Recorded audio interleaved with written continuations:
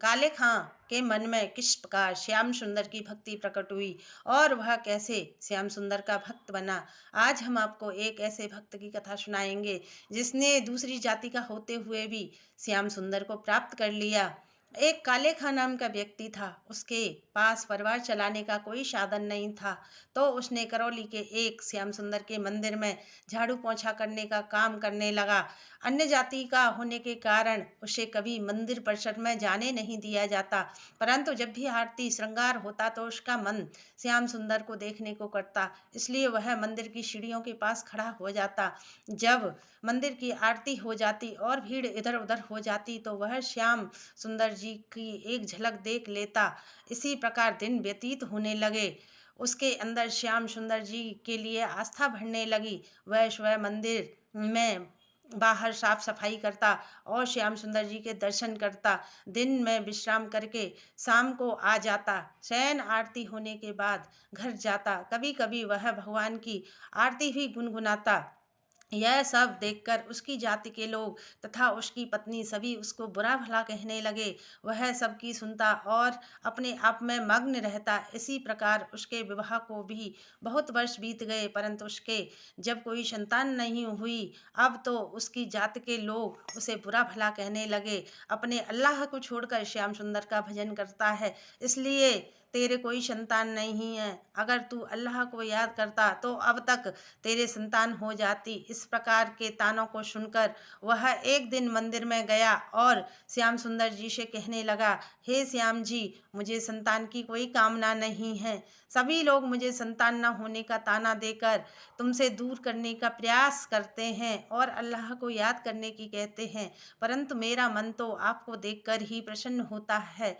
इस प्रकार के तानों से मैं आपकी भक्ति नहीं कर पाता। कृपया करके आप लोगों का मुंह बंद करने के लिए मुझे संतान दें।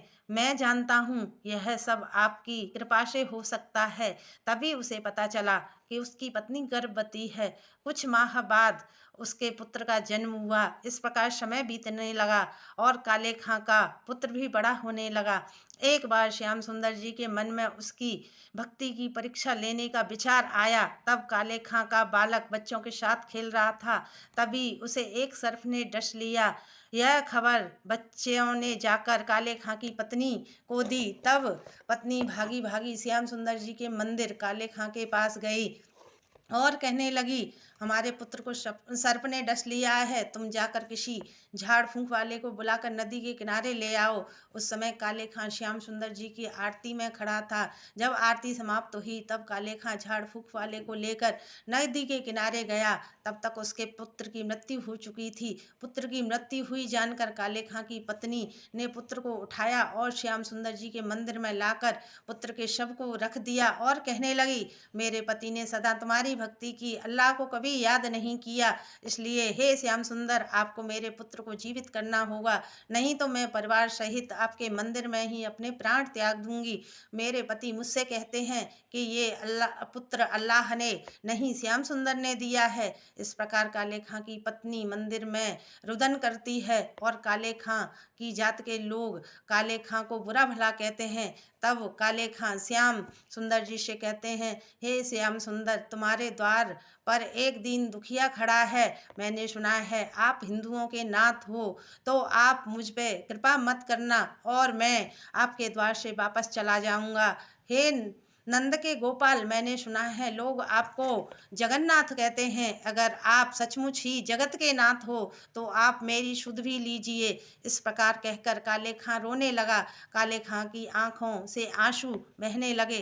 काले खां का पुत्र जो सर्प के काटने से नीला पड़ चुका था, जब काले खां के आंसू उस पर गिरे तो उसने धीरे धीरे अपनी आंखें खोल दी और उठकर बैठ गया और काले खां और उसकी पत्नी से कहा, अम्मी अब्बा से पूछने लगा कि वह कहाँ गया। काले खां पुत्र से कहते हैं, तुम किसके बारे में पूछ रहे हो कि वह बालक जिसका रंग नीला था, बड़ी बड़ी आंखें थी, सिर पर मोर मुकुट पीताम्बरी पहने था, वह मेरा सखा है।